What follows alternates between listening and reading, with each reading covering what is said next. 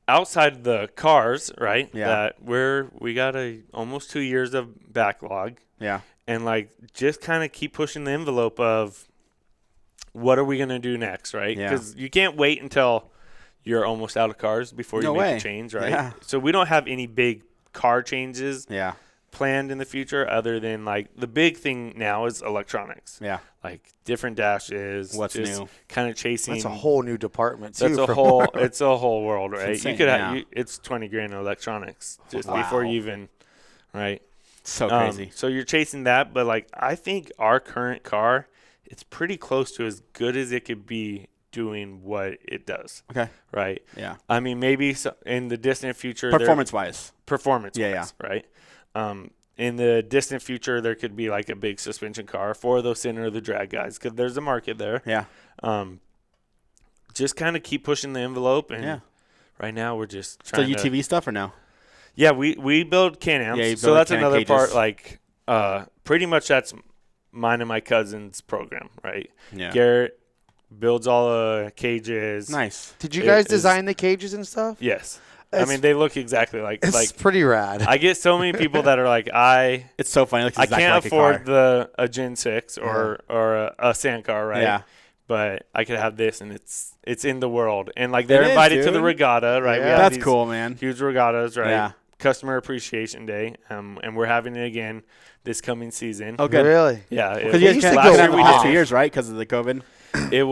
we did it 2 years ago. We didn't do it last year. Okay, gotcha, Because we did it right before COVID hit. Yeah. In 2020, it was like we did it. You brought and- it back, right? Yeah, we brought COVID Oh, yeah, because you brought. to everyone because it was a huge party. So it's you. It was all your fault. It was absolutely against guidelines, but nothing was shut down yet. And then the following year, just pulling all the permits and stuff with Yeah. COVID was wild. Crazy. It's kind of loosened a little bit. So Good. and we're well ahead of the program that we're all Starting set up now. to do it again Yeah. this Now, year. didn't you guys? I'm pretty sure it was your regatta where you guys did like the blind man run, where yes. they take the driver and they blindfold him, and then like Oh my God. usually it's the wife trying to tell them and manage around some cones in front of the Nice. camp, and like It's a relationship test. sorry, honey, That makes sense. we might fail that one, just like Yeah. when you're back at the boat in too, same thing. Oh, no. So we would what you do, we painted some goggles with black spray paint. Yeah.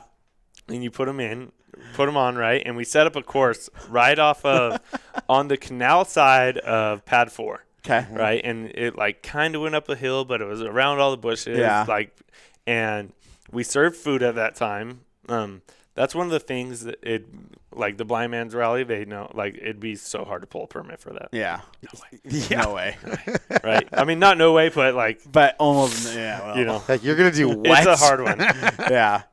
So you don't do that anymore, but when you did it, Yeah. Never say never, but so it was Wink, wink. hilarious. We served food and everyone would get their plate of food. We had like carne asada, whatever, like Nice. that style of food, and everyone eat and watch the blind man rally, and it was a riot every Everyone's year. And like you get a dying. trophy if you're the fastest, you That's get a trophy awesome, if you're man. the worst. Yeah. Right, and it was a crack up. Either People way, were you're running right. into bushes, getting stuck. yelling, everything, the voices coming out, just frustration. Yeah. It was everything you could imagine it being. The best cars were like the whole family, right? If you had your wife and then your two kids. Oh in the my back, God, everyone's and everyone's yelling. yelling, and it was just a riot to start. That'd be the best GoPro footage nowadays Yeah. doing that, man. Oh, It'd it be would. hilarious. It would Oh, be just facing, so it just good. Yeah, faces just facing the them, two girls yep. and a wife. It'd be so so good. good. Yep. It was a crack. You could see the And then divorce they coming. provided marriage counseling after that in another tent. Exactly. Yeah, another tent. The food tent and then the marriage counseling tent. Yeah. Oh, good times. Well, that's Yeah, awesome. and that's when it was just like it was popping. Yeah. Like those mid 2000s was just such a It great was time insane. for the dunes. Yeah. it was so much fun. Yeah. Yeah. So this will probably air before Right the, before the, Sand the Show. Sand Show. Yeah. I mean, is there anything you can sneak or anything you can tell the viewers that to come look for or anything you can give us? Building 10, right in the center. We've been there since the beginning. Yeah, you've been right? there forever. Since the beginning, and we're gonna have some pretty cool stuff there. You're gonna have to come check it out. Right. Come find us. Yeah. Yeah, we'll definitely I gotta get out there and check out all the new cars, all the new builds. Man, I'm stoked, dude. Yeah, we got some pretty. We're doing one right now for a customer, and I don't want to say who it is, but it's gonna be pretty insane. It's got some pretty cool features on it. That is Is it a high horsepower car? It's a high horsepower car. It's 2-seat the or kitchen 4-seat? sink, right? Everything. It's got everything and more. 4-seat or 2-seat? Right. It's a 4-seater. Nice. Yeah, Sick.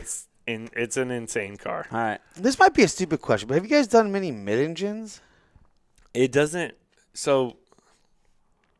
really translate to the dunes that well, because part of the fun of the dunes is getting, like, you're running through the valley that leads to Olds, and there's those little like squares, right? Mm-hmm. They're like hitting a 4-foot curb, right? There's nothing you could really do. Yeah. Except for you can motorcycle them. Yeah. Right? Or Seat bounce. Yeah, seat bounce them, Yeah. right? And when you do a mid-engine car, you kind of lose some of that effect of being able to just drive it off that the rear. tail weight, and Yeah. it helps you drive the car with the front end in the air, right? So I don't think there's a Not application for you guys. maybe for us. Yeah. For the car we're building right now. Like, Yeah.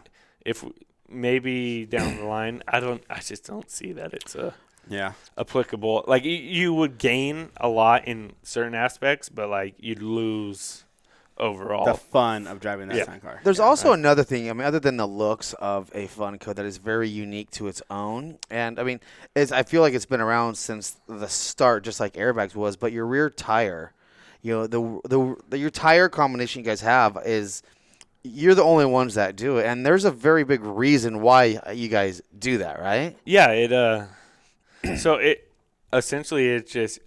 helps you stay on top of the sand and be able to drive a car sideways through a corner, right? So you keep the wheel spinning, because when you put a big curve on it, you're going to have more traction, right? But it's also digging a straight line, Yeah. right? So you're giving up a lot. Like, if I'm going straight, it makes total sense, Yeah. right? Because maximum traction. Yeah.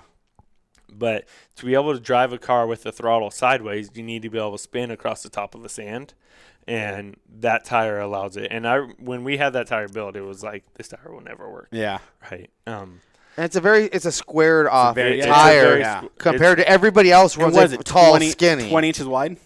It's technically it's built as a 1450, 14 and a half. Yeah. But with belly, I bet it's probably 18. It's wide. Yeah, and It's this wide. is going back It's too sick. when, like, they're probably laughing, you know, back in the 2000s, people had Like, what the- vulcanized paddles and stuff on Yeah. it, and you're just like, oh my gosh. Yeah, remind me to tell you a story about that when Off air. off air. There's a funny story behind that whole program. But everything in the car is built for the duning application, right? Yeah. Down, just across the board, ultimate goal. And like, we don't do anything special for ourselves that we don't do for a customer. Yeah. In fact, it's the opposite. Usually, like, we're last on the list. Yeah. But we still, and I don't know how many other builders do this, but we still go out and use our cars. Like, that's still our ultimate fun. Yeah. Right? We Still have having fun with it. I'm losing my voice, but like, the river's fun. We do that, and Well, summertime. You can't go to the dunes in summertime. So. Yeah, the mountains are fun. Yeah. All the things are fun, but like, our passion is the dunes. Yeah, absolutely. And that's where we play. always gonna that's be, where too. Yeah. It's like it's freedom if you like. Yeah.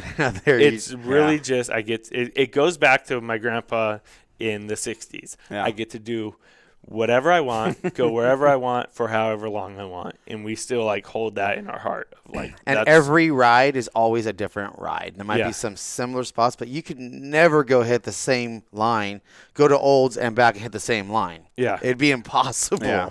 Yeah, you really just drive what you The car will take you where you want to go too. yeah, you just drive sometimes what just you don't see. fight it. It's Yeah. no like planning, which Which is kind of nice. Which is though. like the difference of my dad and myself driving is like, he's just an artist at like leading Yeah. a 20-person group Because he knows fast the lines. enough and flowy enough that Yeah. it's fast for everyone without being like choppy. He sees Right. it. Now, but Dude, sometimes though, so I'm a leader in our group, and really, sometimes I feel it's easier to be the leader because I'm not fighting a rut and trying to make the car go. I'm coming around a turn, and I guess the car's not going to turn that way. Okay, I'm going to let it flow this way, and you go. It's where you're behind him. You got to fight the ruts, and you're turning, and sometimes you're apexing it late because you just came out of something, did a wheelie, and like, oh, shit.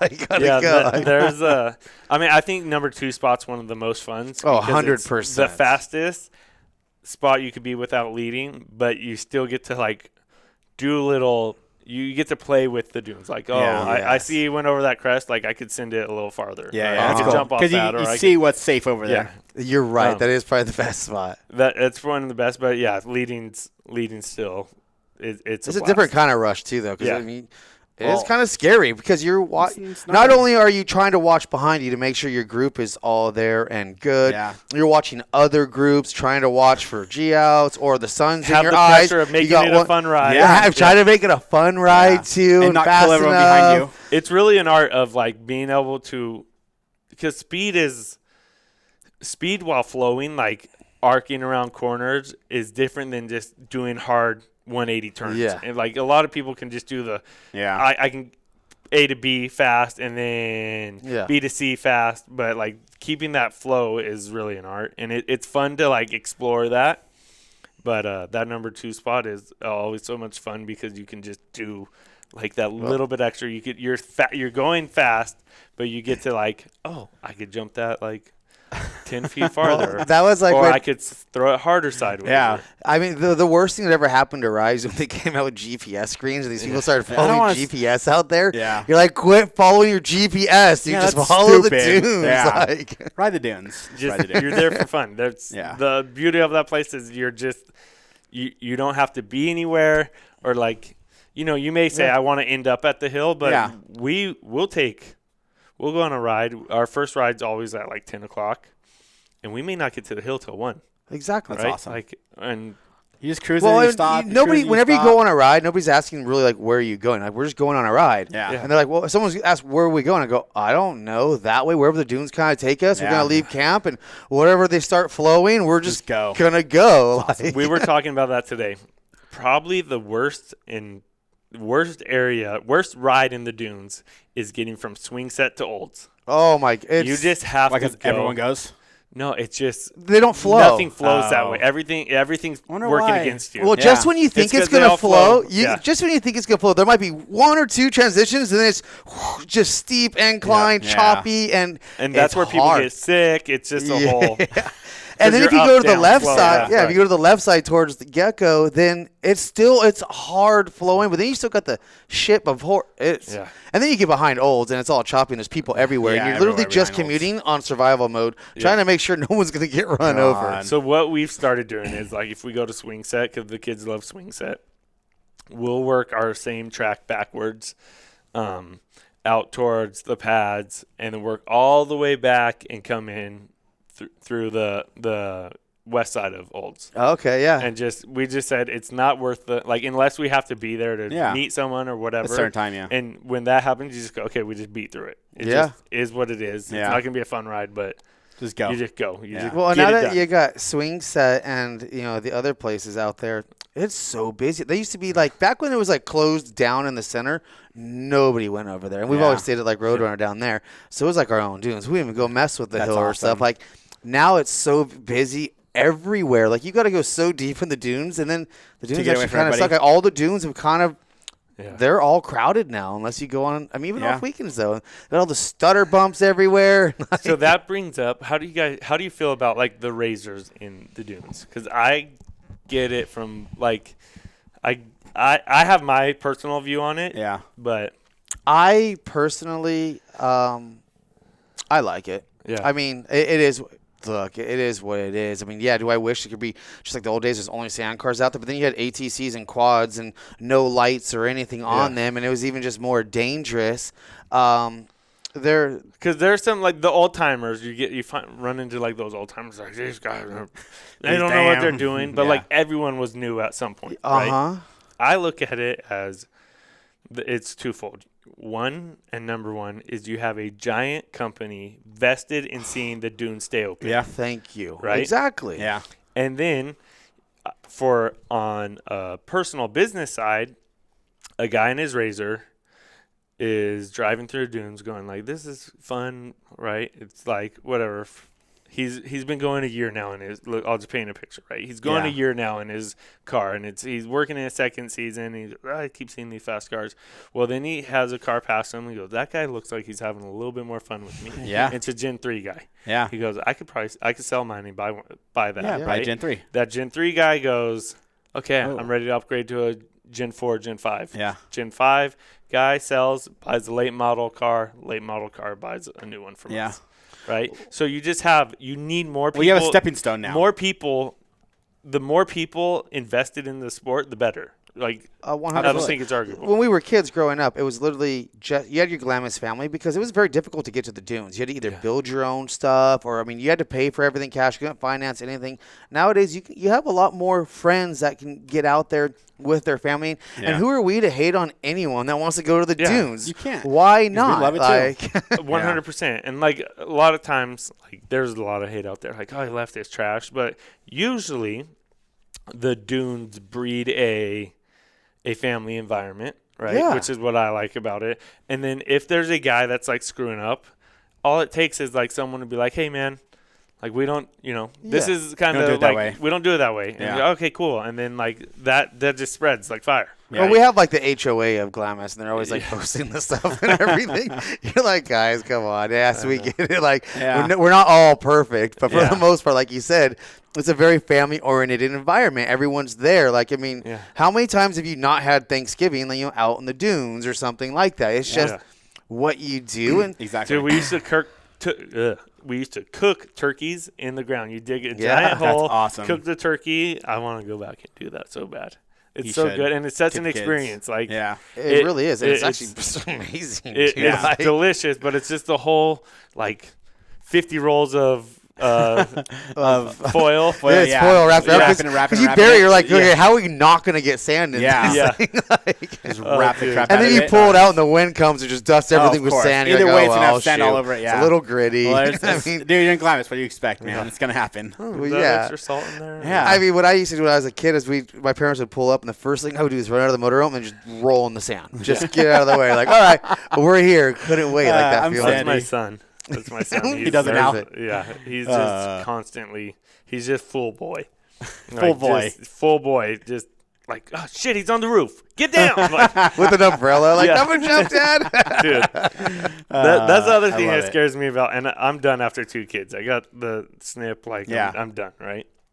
But Gracie scares me Axton scares me because he does things he doesn't know he should be afraid of. Right? He's just like, I'm just. Whatever. It's fine. I didn't realize I should be afraid of this. Like, I get hurt or not. It is what it is. Gracie does things that she's scared of because she likes the feeling of doing it. Oh, she likes the fear. That's scary. That's how I was. That's That's how I was, right? Of like that instant gratification. Yeah, I'm like, I'm not sure which is worse. Yeah. Yeah, I guess they're both. I'm sure you're gonna find out. Yeah, exactly. I know. My poor wife. Exactly, dude. Well, I think she does now. Yeah, she's figured it out. She's figured it out over the years, man. Yeah. She's figured it out. Well, this has been fun, dude. This is our longest podcast. Is it? Yeah, an hour and 42 minutes. Oh, wow. We've been we rolling, couldn't get him to guys. stop talking. No, I'm just kidding. This was so rad. I was talking to her, and I was like, I don't know how long it'll be. She was like, well, you never stop talking, so it's been going forever. It could be forever. Yeah, It's been going it's forever. exciting for us though too, because we're fans of you guys and your family Yeah, and big your time. business. I mean, We the appreciate industry, it. and it was rad to have you on, man. It's Yeah. good to see you again. You too. Like, it's badass, like, Buddy, I know, great man. times. Good times. Thank you, Chad, for coming on. If you're not following Funco, make sure you follow him on Instagram, Facebook, kind of the whole deal. Yes. Go to Sand Sports. _motorsports. Yeah. Go to Sam's show, see other new builds because it's going to be insane. I saw a sneak peek the other day when I went to the shop. And there's some really, really cool things there. So There's some crazy ones. Yeah. What I'm sure if most people aren't familiar with the Funco Instagram social media, they're familiar with the videos that they've. Oh, yeah, they've- dude. If you haven't been on Instagram or social media or any one of those things and not seen one of those videos, just scroll through your feed somehow. craziest some way. way. That's all my cousin. Like he the craziest sand cars do. he runs that whole program. And he does great. Like No, it's awesome. It's amazing. Yeah. He's got way more patience for it than I do. I'm stupid. I look at comments. I'm like, oh, I hate them. Damn you. But anyways, yeah, so follow him on social media, the whole deal. yeah, so it's been a lot of fun. Thank you for coming on. We got to get your dad Thanks and your for- uncle on here. Yes, that'll be a great one. That'll be a I good might one. come just to spectate. You should come in. Come sit in, dude. We got another chair, so Yeah. it'll be a fun one. But thank you guys for tuning in to another episode of the Lambo and Leroy Show.